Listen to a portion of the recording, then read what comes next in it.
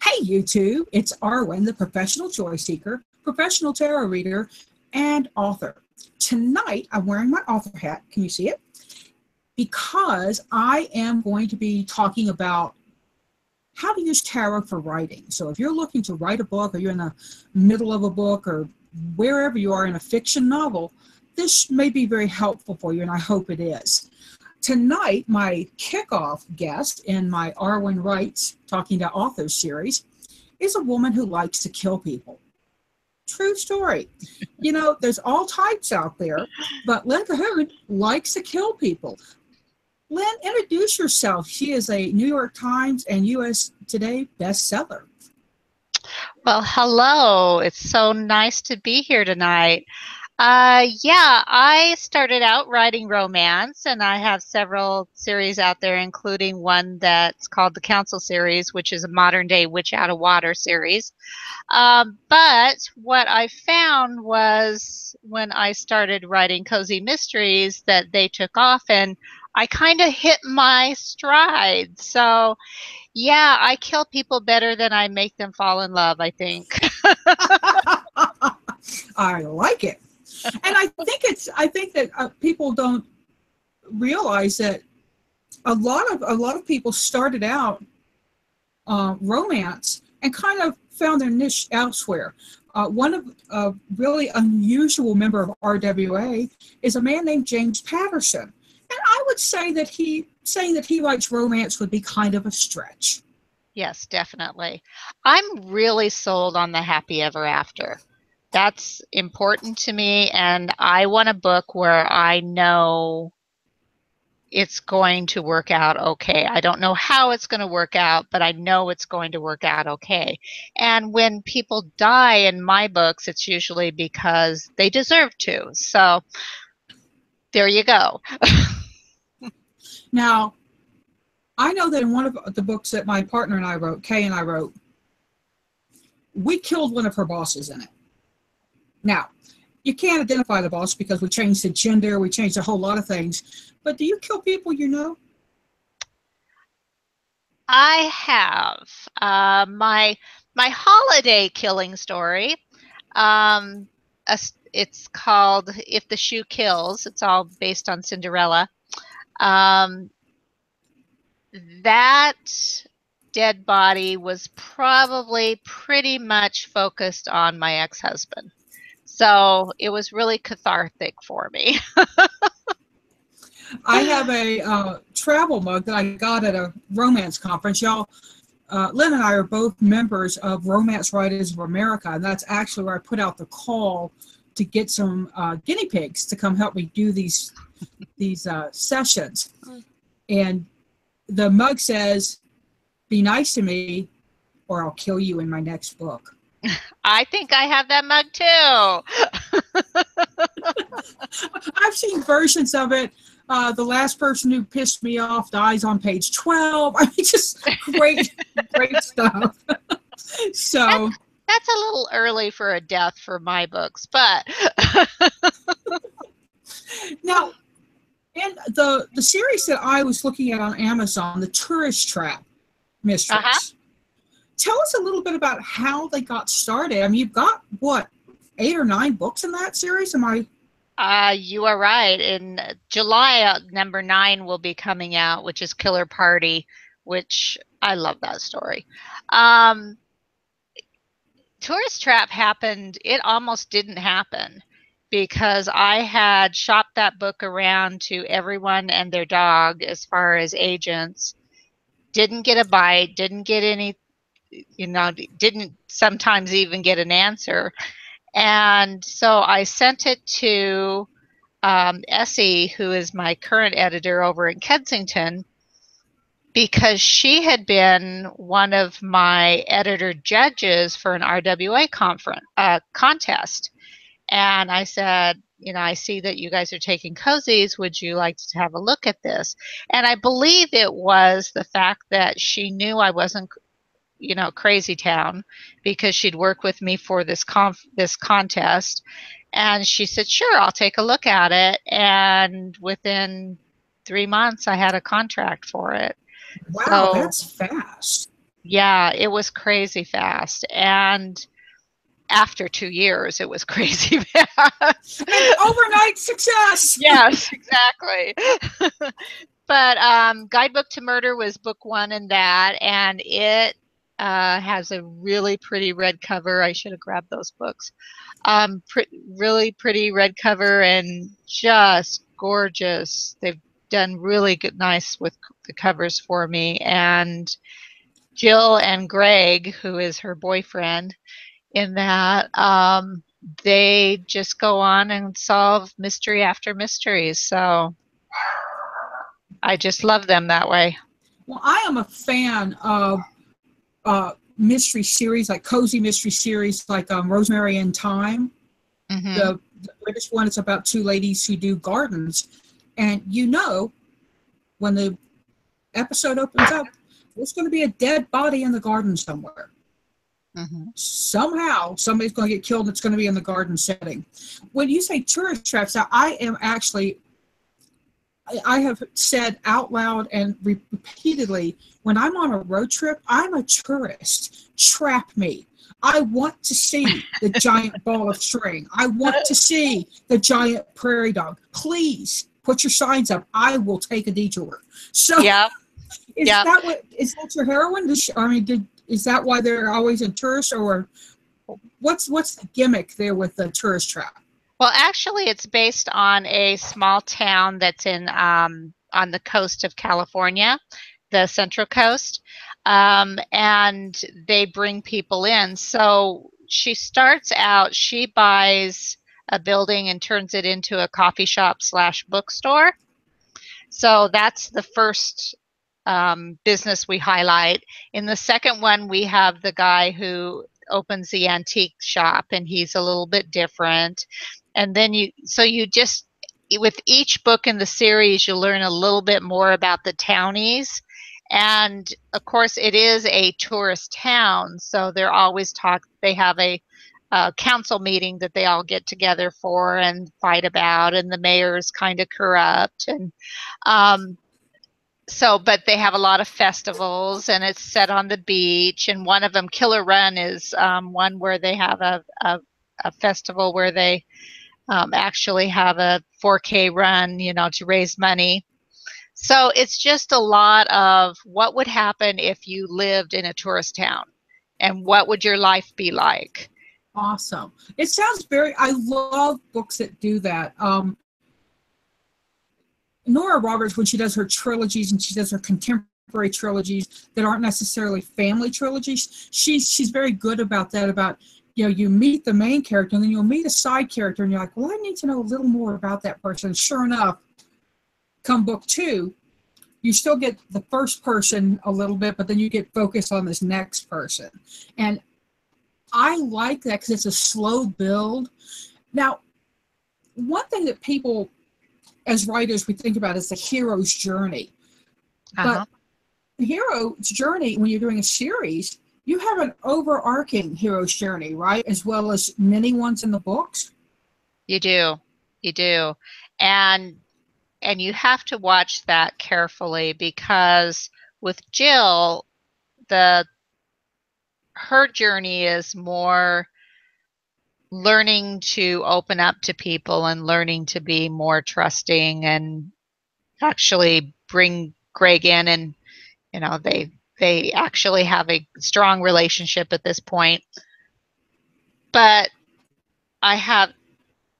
with each book, she learns a little bit more about herself, but we learn a little bit more about other characters in the story. And for me, the reason I didn't sell a lot of romance to the big houses was I wanted this huge cast of characters in my books, and they wanted the romance to focus on 2 people.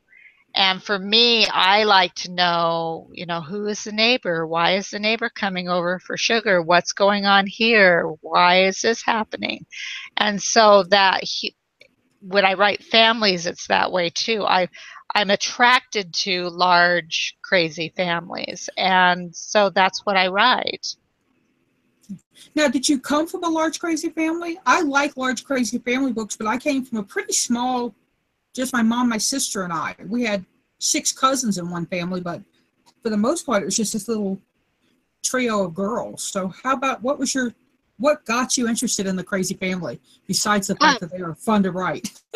Well, yeah, because I have a crazy family. Sorry, relatives, if you're listening. No, there's 5 of us. There's 5 brothers and sisters. I have a half sister. I had 2 stepbrothers, one's passed now. And then you go to the 29, 30 grandchildren that my mother had, and then the great-grandchildren of 5. And I think by the time she passed, we even had a great-great-grandchild. So it's just, you always know there's going to be that person in the family that you can make fun of. So it's a good way of, building character for my books.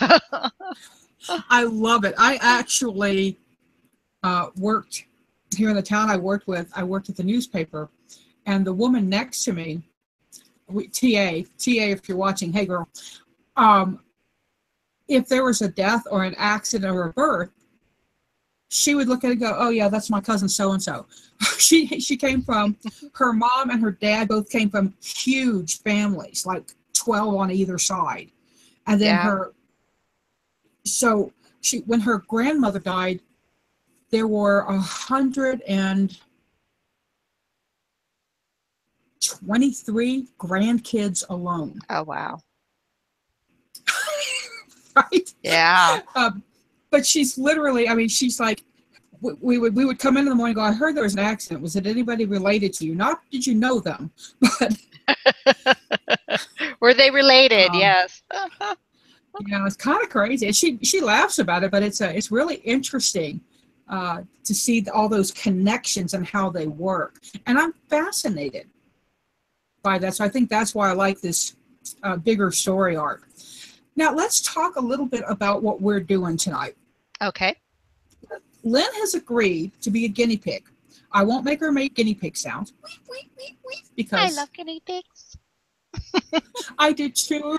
To have one, if you opened up the cabbage drawer, not the lettuce drawer, but the cabbage drawer, Smokey would go just crazy in her little cage. So what we're doing is we're going to do, she has a new book coming out in February. It's a brand new series. It's called Farm to Fork. Farm to Fork is a series. Who Moved My Goat Cheese is the name of the book. Which I just love. Now, are all the titles going to be riffs on business books? You know how hard that's going to be? I was hoping that would work out, but I'm working on the second one, and I don't think so. Well, what's that other big book back from? I think that we're in the same age group. I'm 56, and there was one when I was going in high school and college, that when I was graduating from college, something about a parachute, why your parachute didn't open or something like that. Oh, yeah. Yeah. What color is your parachute? What color is your parachute? Yeah, that was the... I'll think about that one. So, and naming books, y'all, you think writing a book is hard? Naming them can be brutal. And we had a character name.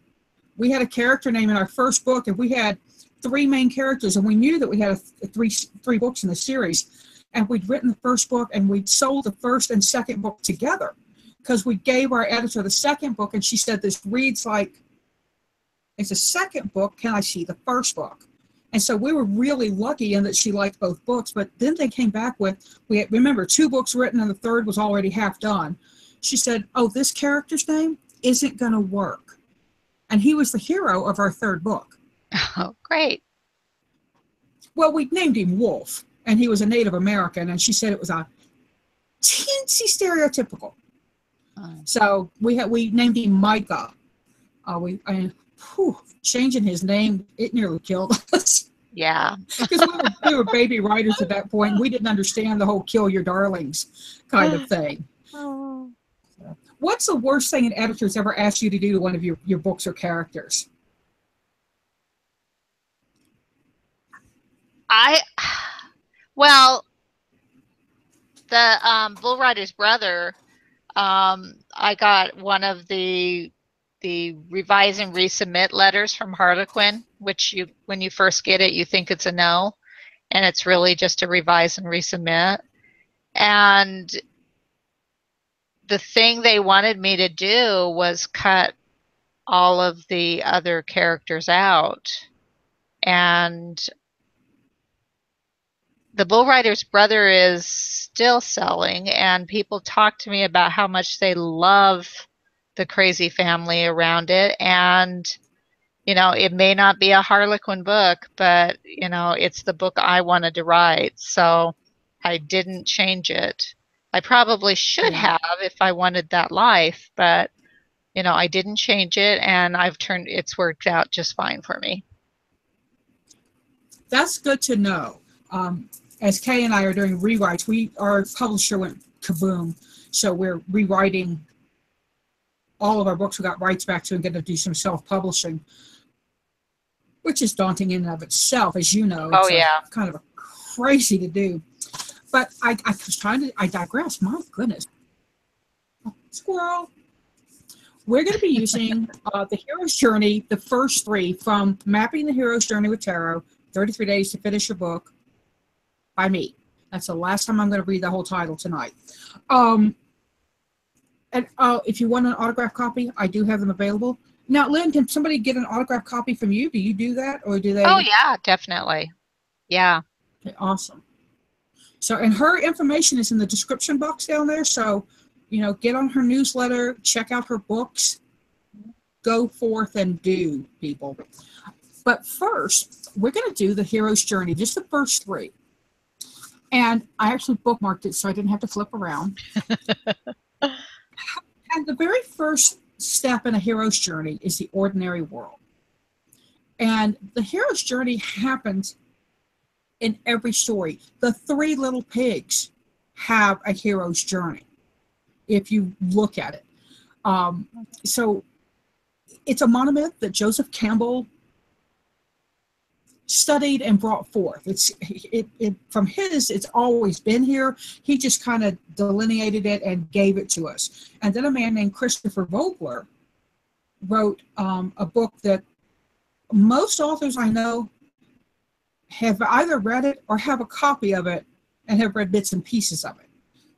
So this is just a tool for writers. Oh, and I forgot to ask you, my big question for all the writers is going to be plotter or pantser? Definitely pantser.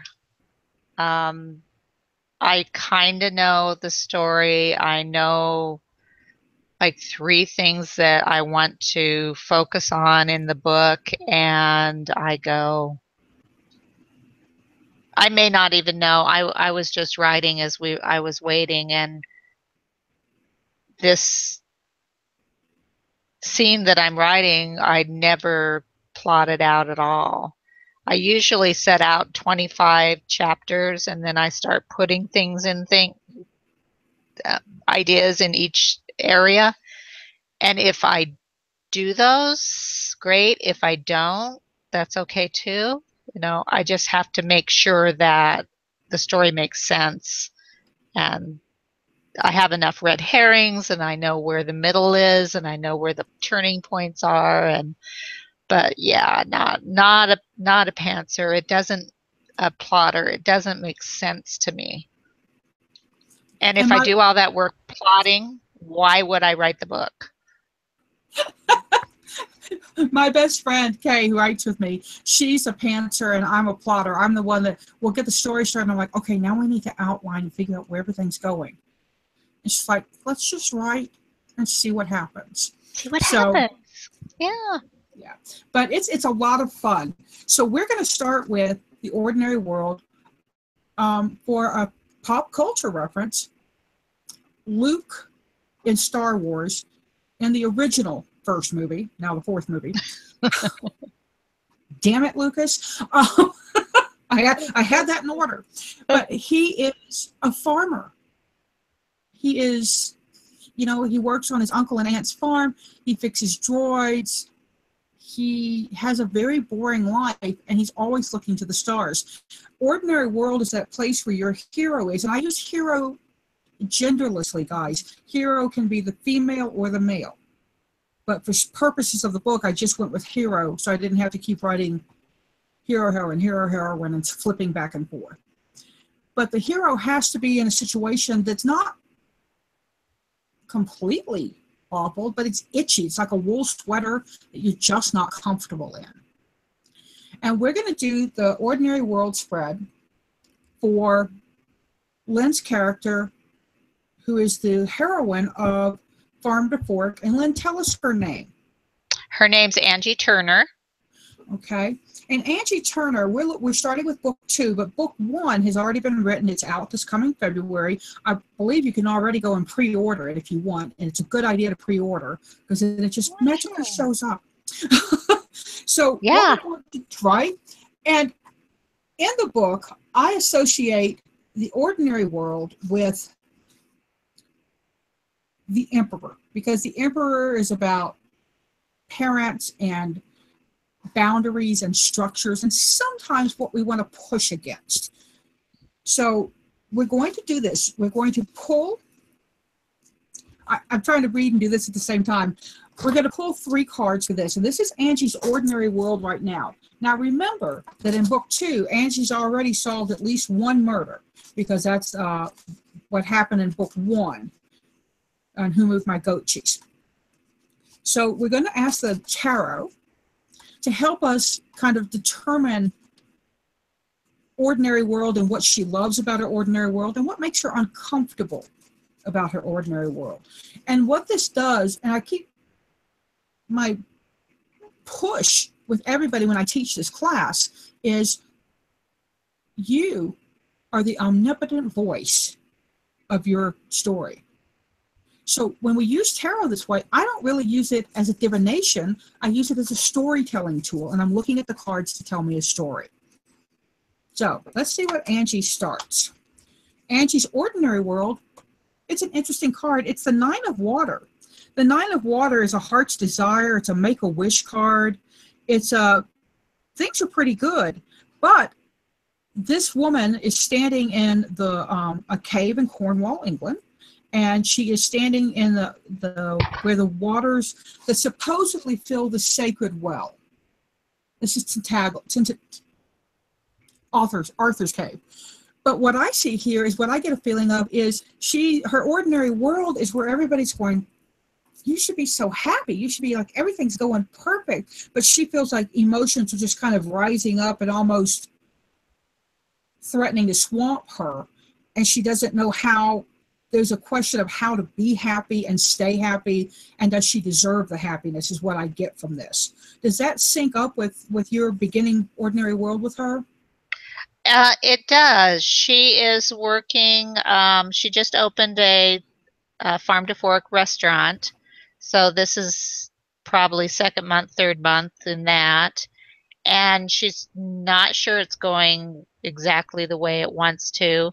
But there's a love interest, and there's also another man who is one of her employees who is focused in this other book, and she's not understanding his interest. Okay. Because when I pull the card which she likes about her ordinary world, I get the Queen of Wands. And this is her in her position of kind of in charge. She's in charge of her own intellect, her own emotions, her own world. She's of her thoughts, and she doesn't really have to adapt to other people right now. She doesn't have to, shift what she thinks. If she says, well, if I want this is what I want. I don't have to bring in somebody else's opinion. And what she doesn't like is that she feels restless. There's almost a sense of needing to travel, needing to go, and looking for something. And what I love about this card,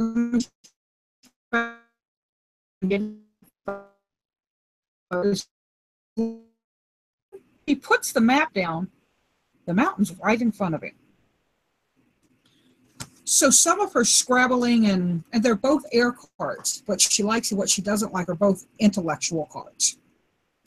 So we've got this emotion as the ordinary world, but intellect on either side of it.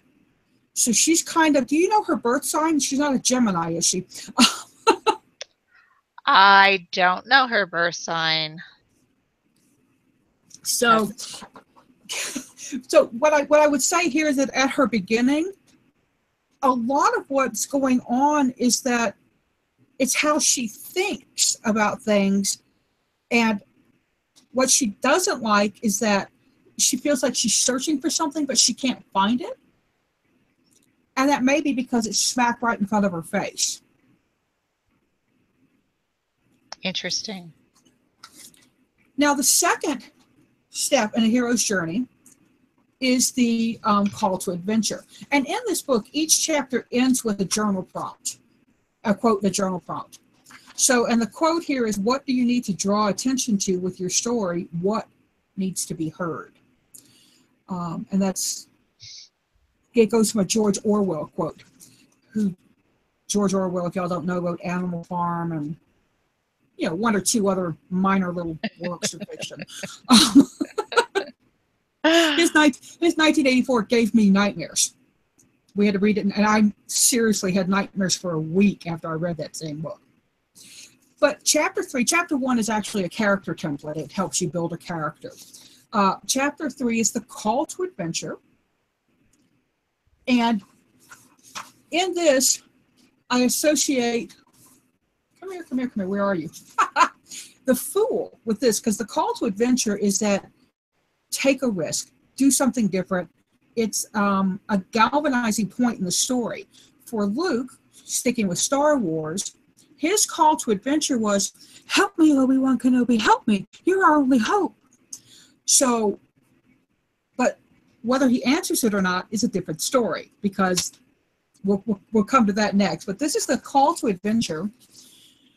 And when I do the spreads of the book, I tell you, you can leave out the main card for Ordinary World, or you can put it back in. It just depends on how you do it. When I'm doing it, I put them back in because I'm always interested to see if cards that showed up in the beginning show up further down the road, because they change. There's a great book out there by a woman named Deb Dixon called Goal, Motivation, and Conflict with GMC. And she talks about internal, external goals, and you always have to have these, and they should change. There's a rather famous writer who has a very well-known series in which the main character never grows. They never change. They do the exact same things that happen to them in every book. And it's a really interesting phenomenon because people love it.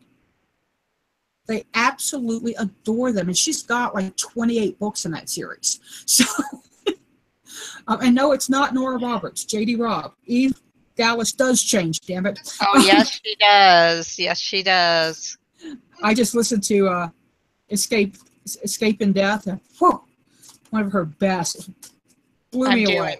I'm doing a J.D. Robb marathon this year. I'm trying to get through all of them, and I'm listening to Echoes in Death right now. So I audiobooked them too. The narrator for that is amazing. Now, I will tell you that when you hit like book 10, 11, and 12, I think Echoes, but books 10, 11, and 12 were the first ones they recorded.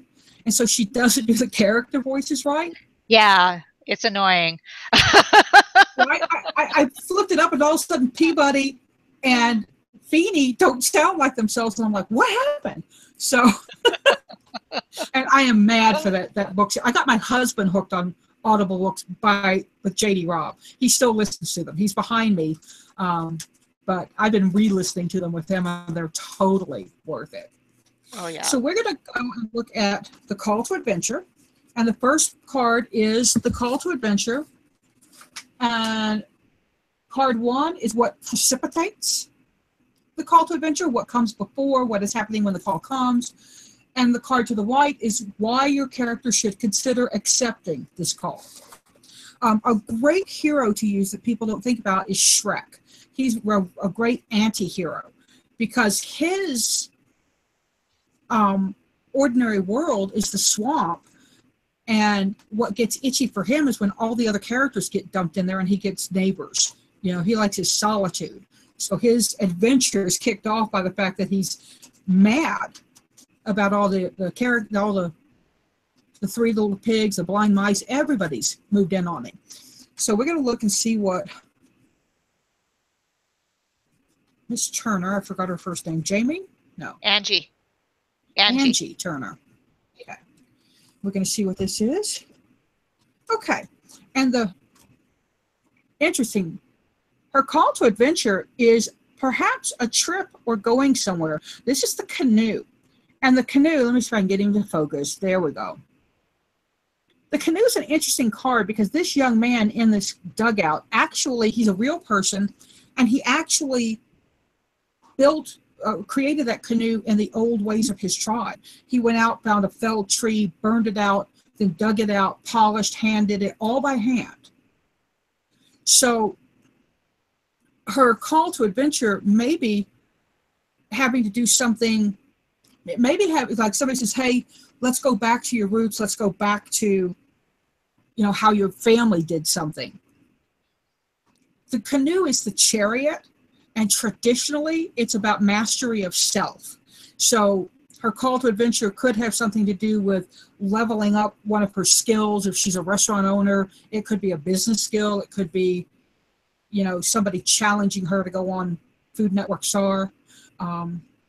Oh, and if you're watching Food Network Star, please go vote for Corey Barr. He's from my hometown. Thank you. And here's what she's doing before. And this deck can be very literal. This woman is out in the woods gathering and planting. She's putting back as much as she takes out. So does she have a garden? Does she have her own garden where she gets her own food from? Yes, she does. She has Okay. her. In fact, the first book that's the first scene is when she's in her garden. The trip or going somewhere, it's interesting because she's trying to recreate her Nona's fried green tomato recipe. And so they do it in the restaurant and they can't make it there. They can't figure out which one it is there. So she's still trying to do that. But her neighbor needs someone to watch Mrs. Potter, who's the older woman who lives next door, because she's going on a trip. The younger neighbor girl is going on a trip. So very interesting. There's your trip. And well, the reason Angie should accept this is the card that says why she should accept this call. It's going to help her clear up some of her current, this goes back to that 9 of water. This is actually the Well of Avalon, which the 9 of water cave is said to feed. So there's a direct connection between these two cards. But this is, and that's a very famous, it's the well cover. It represents the Hieros Gamos, the sacred marriage. But it's about clearing out emotional gunk. It's about going back to some deeper emotional junk. So if she accepts this call to adventure, she has the opportunity to clear up some maybe old tapes in her head about, you know, you really can't do this. You really weren't the best cook of the family, and we don't know why you're trying to do this and why you're trying to steal all the family recipes. Some of those, if she has those old tapes going. So that's why she should listen to the call of adventure. But as we know, the third step is the refusal, or what I like to call the donkey moment. And that's the point at which our hero says, what? I can't go with you off planet. I've got farming to do. My aunt and uncle depend on me. I can't go running off into the hills after some stupid droid. So that's one of Luke's refusals. And if you look at the whole arc, there are more refusals. The hero's journey, also something y'all should remember, is it doesn't have to happen exactly in order. Sometimes the mentor shows up way before the refusal.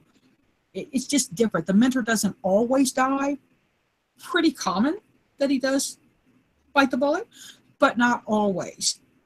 In Avatar, the mentor is, to me, Tetsuo, the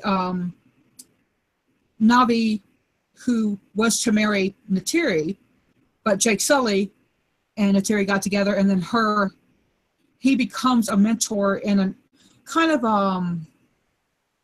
antagonistic way. But your mentor doesn't always have to be a nice guy. And that's something to remember, that the mentor can be a jackass, and you work forward simply to prove yourself, rather than to get, like in the Karate Kid, Mr. Miyagi is a very typical mentor.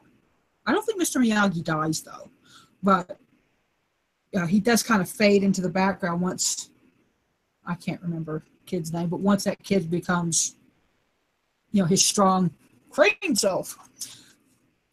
So we're looking here. We're looking here at let's see. Oh, and Shrek's refusal, in my eyes, is, I said, Shrek brilliantly refuses by battling the knights, not realizing that he's actually showing he's the right ogre for the job. Because he's not fighting them for any reason other than they ticked him off. So his refusal actually becomes his crossing the threshold. It's a big moment in that movie. And this is the lovers for me. The lovers in tarot is often, in my opinion, misread as a relationship between two people. It's actually higher spirit. It's actually more relationship with self, and that moment when we are fighting ourselves. But here we have the refusal card will be the first one. Then we'll have the biggest fear she has about answering this call. And then she has to understand what responsibilities can't be abandoned in order to answer. It's why she can't refuse. For Jake, it went beyond the love he had for Neytiri. It went to him understanding that it was his fault Home Tree was going to be destroyed. So it's a kind of a big moment for the character. So let's take a look. And somebody in chat said they took a hero and heroine literature class, and Medea was put forth as a hero. And she is the hero of her story. We're all the hero of our own stories. That means we may be the villain in somebody else's, but, it didn't end so well for her sons. I actually was in that play in college, y'all. So let's look and see what her refusal is, and those other things that I read that I can't remember right now. You'd think I wrote the book, I could remember it. I don't know about you, but once you've written a book, when you start on the next one, the other one kind of goes off there. Yeah, just gone. Yeah. We have to keep a series Bible. We have a shifter series, and we have to keep a series Bible so we can remember things, little things like, oh, wait, were her eyes blue? I thought they were brown in book one. Yeah, now, I just changed the name on a main character in book 2 because I had already named somebody that in book 1. It's like, okay. Right? Now, remember I said that I use all the deck because I think it's interesting. The refusal card, her reason for not going, her reason for not taking the job, not watching. Wow. It's that, it's that confusion card. I don't know where I'm going. I need to figure things out. Her refusal is, in a way, a totally inward focused one of, shit, I can't go help anybody else because I've got all this stuff going on. I got to work myself out right now. I forgot to tell you I cuss like a sailor, Lynn. I am sorry. So, but it's very, very much her analyzing. Does she make a lot of lists? Because this is a list maker character for me. This is yes. Yep. Okay. She definitely makes a lot of lists. Part of her refusal may in fact be, that's not on my list. I'm going to have to change my list in order to get this done. So it could be, she could be a little selfish in this, because it's hugely important for her to understand herself and where she is right now. And says we're getting a little thunderstorm out there. So this represents the hero's biggest fear. It's what motivates her to refuse. What can she lose permanently if she doesn't do this? Whoa, that's death. And that's a card of change and loss, and everything. Everything goes up in smoke. She actually may have fears about the restaurant itself. She may have fears that if she can't get, you know, these different recipes, and I'm from the South, so more cornmeal, green tomatoes. But it's, death is a big card. It's change. It's everything has to change. So there's something big that she's going to have to change about this. And that's her fear. That's her fear, is that everything's going to change. It's all going to go away, and then she's going to lose something very important. Death isn't generally about physical death, but when we're doing it for stories, and this could be the moment where, you know, the dead body shows up. Since it's a cozy mystery, I'm assuming there's a dead body. There is a dead body, yes. It's very sad. And part of the refusal could be that, you know, because of that change, I can't do these other things because this change has affected me so hard. But what responsibilities can't be abandoned? Okay, so why she can't refuse? Well, we couldn't go any further from death than to this card. This is, let me see if I get my little, the beautiful Ace of Water, or Ace of Cups. This card is, now for people that have ever owned fish or ever had an aquarium, the one thing we learned, I used to be an aquarium hobbyist, and I had like 7 aquariums, is wow, your fish grow to the tank they're in. Mm-hmm. Why she can't refuse? Because she won't grow. She won't. This is an emotional card. This is her emotions. Her emotions will be stunted. She'll be stuck there with the fry and the roe, and she'll never ever grow into the full. This is a salmon fingerling who must go out into the deep, dark, scary water. So she's got 2 great big fears on either side of her refusal. And she's got death or the Ace of Cups. And the Ace of Cups is traditionally a card of love, a card of falling in love, a card of romance. So I don't know if this, because this is the first 3, and I don't know if this helped you or if it made sense to you what you have with your book. Well, it did.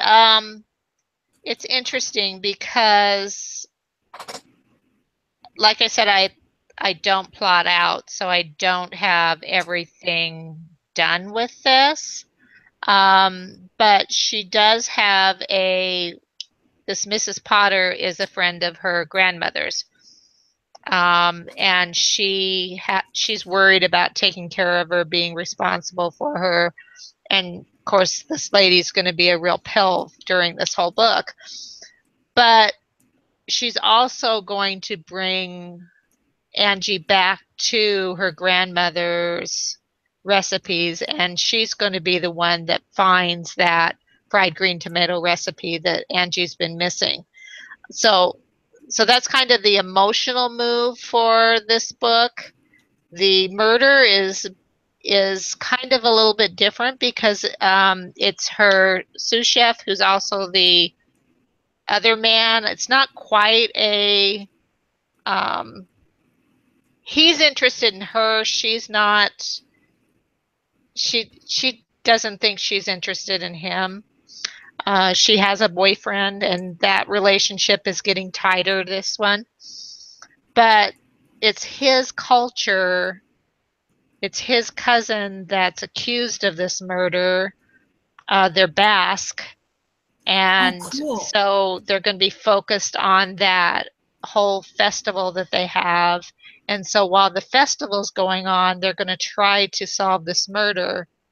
And his cousin had been the person who was going to step into the leadership role, but now that the murders happened, he's being demoted again in the culture. So a lot of that death, that change of role, he, Estepi is my sous chef. He might be the one who actually has to make a choice of, is he going to stay with his passion of cooking, or is he going to let his heritage and his family take over and go back into that life where he doesn't want to be?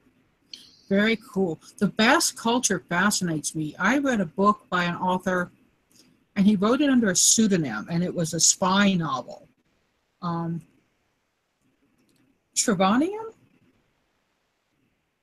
The character was just crazy, made James Bond look like a wuss. But I can't remember the game of Go figured heavily in it, and so that's why I remember it, because that's where I became interested in the game of Go, and I've tried to play it. I am too squirrel-brained to think far ahead. But now, Lynn, would you mind answering a few questions from people in the audience? We've got just a little bit of time. Maybe we could take a couple of questions about writing and see what if there are questions you want to answer. That would be great. So Nathan, if you're still in the chat, Nathan is one of my moderators.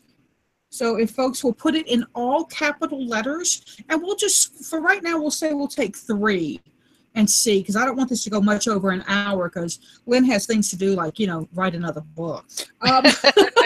Yeah. Let's see. Now they're talking about food now. Y'all stop talking about food and listen to me. It was a fried green tomato comment when I said it needed more cornmeal. Well, and that's the whole thing with all of my books. It's like, if you're not a food lover, you're probably not going to love my books, because I talk about food a lot. In the trap, there's Diamond Lils, and of course, there's the Pies on the Fly, which delivers all the sweet stuff to Jill's place. And, it's just like, yeah, it's food. It's about food. Have you put any recipes in your books?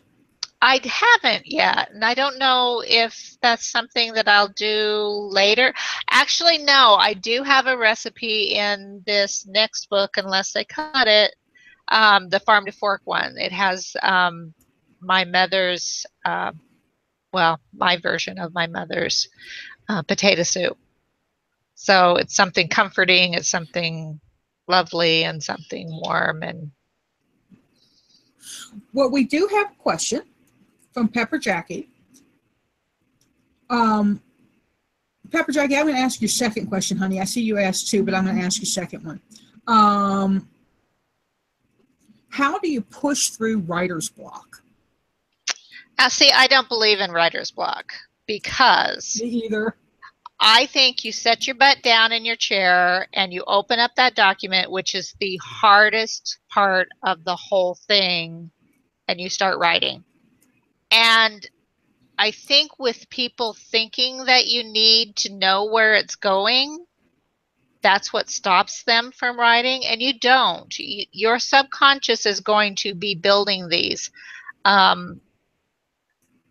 They're going to be building the story, and when you go back into edits and you say, gosh, I need to rebuild this part because it became more important as I wrote it, that might already be there, and you just didn't know that you were writing there until you got there. Perfect. I'm a little woo-woo in my writing. Well, and I tell people, I went to it was an RWA conference, which Lynn and I were talking about earlier. We both have been to them, and they're so much fun, but you also get a lot of information if you go to the workshops. The San Francisco workshop, I have to admit that Kay and I ditched every workshop and we went sightseeing every day. Oh, We were wow. terrible. We did not do any, we paid money and did not do anything but network in the bar after we went sightseeing.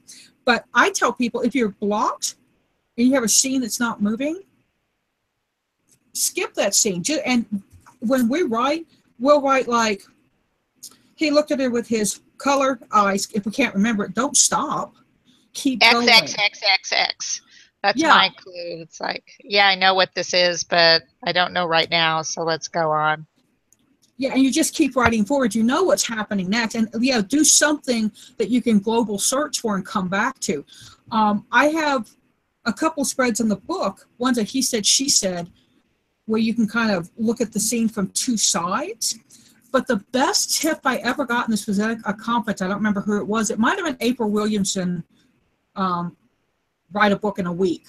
But it was whoever it was said, if you're in a scene that you can't figure out, write it from a different perspective, like from a chair in the room, or a bird looking in from the outside, or a cat walking through. Just totally come at it from a different way and see what happens. But writer's block is often an excuse not to write. Yeah. So, and writers write. There is a thing called BITCHOK, B-I-T-C-H-O-K, BITCHOK, and it's butt in chair, hands on keyboard. Well, and the other thing is you don't know what's wrong with it until you start thinking about it. And if you're not writing, the Bull Writer's Manager, my second Bull Writer book, I was about 20,000 in. I loved the book. I was writing. It was writing fine. It was like, this is fine. It's fine. Everything's fine. Everything's fine. What's fine? It's like, and so I laid down that night and I thought and I thought and I thought. It's like, I plotted this. I know exactly where it's going, but and it's not working. It was writing, but it wasn't working. And I realized I had set it in the wrong place. I had them going to Cody, Wyoming for the rodeo, and really they needed to be going to Vegas because, you know, things happen in Vegas versus Cody, Wyoming, not so much. But Vegas, you know, there's crazy things that happen. And it became a marriage of convenience story.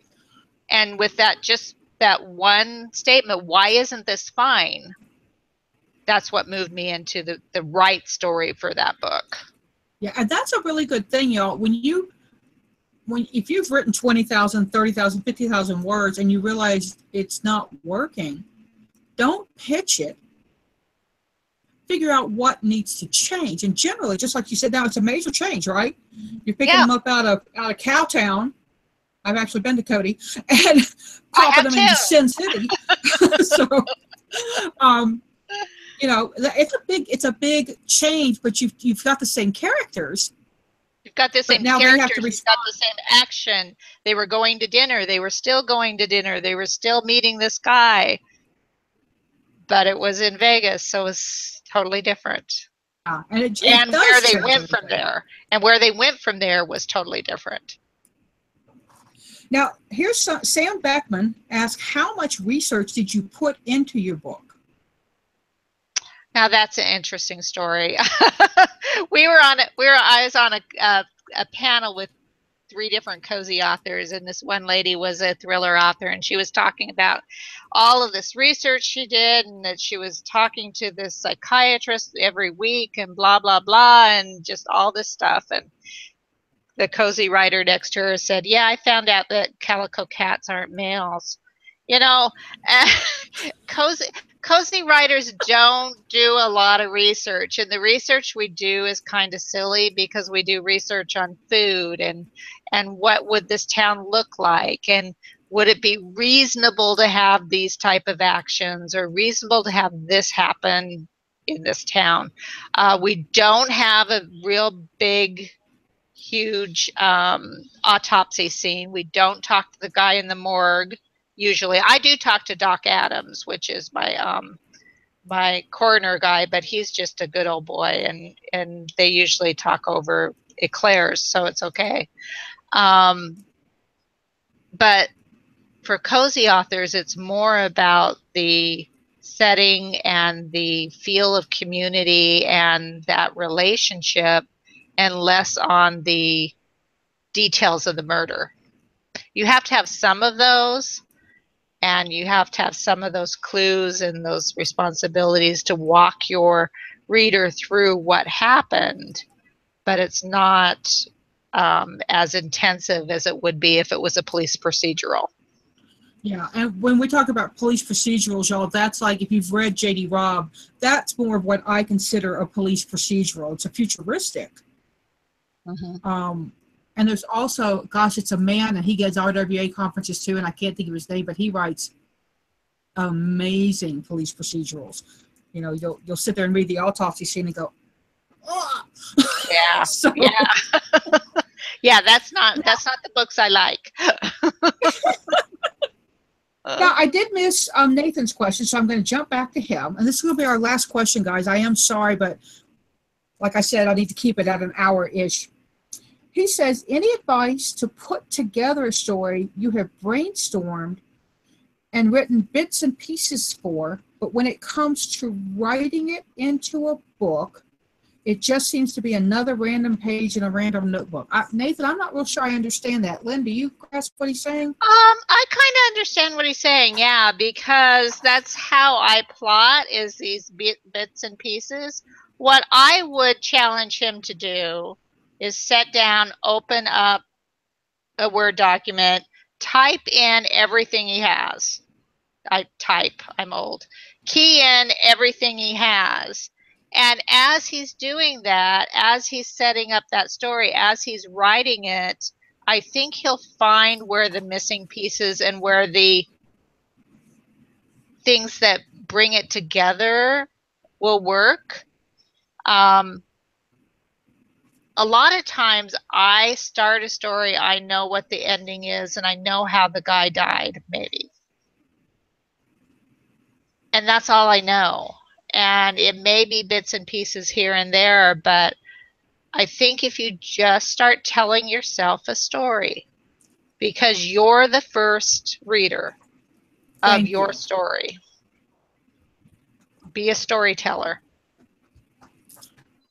I like it. Nathan, I hope that helps. And what you said about opening up Word doc and just boom, boom, boom, boom, putting it in, put it and resist the urge as you're putting it in to add stuff. You can, if you get, here's another thing, when you're writing, another thing I learned, when you're writing and you know that you have to stop, whatever, you have to go to work, you have to go to bed, you have to get up and make dinner for everybody else, stop in the middle of a sentence. Because your mind is going to come back and you're going to read that last bit and you're going to go, oh yeah, and start finishing that sentence, which is going to kick your brain back into the story. Yeah. There's your thunder. We'll let somebody in. It sounds like they're knocking. But Lynn, thank you. Thank you so much for being my very first guinea pig. Yay! I hope that you had fun. I know I did. Folks, go like Lynn on Facebook.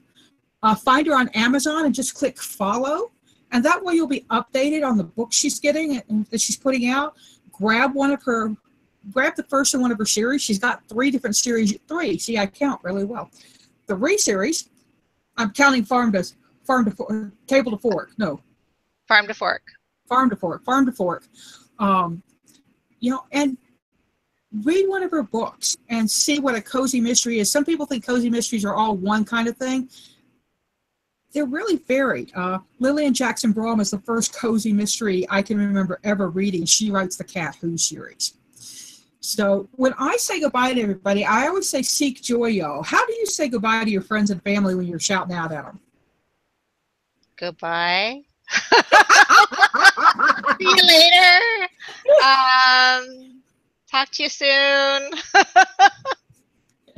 Well, I'm going to change it up a little bit and tell y'all, write with joy, y'all. Write with joy. Write with joy. And make sure you've got the notification bell clicked. I've got 2 more authors coming up tomorrow. I'm talking to some historical folks. I'm talking to some fantasy folks. I've got a sci-fi. So I'm mixing it up. I've got a whole bunch of different kinds of genres out there so that y'all can jump in and meet some of these authors that are out there, and I hope that you will go buy a book. So seek joy, guys. We'll talk later.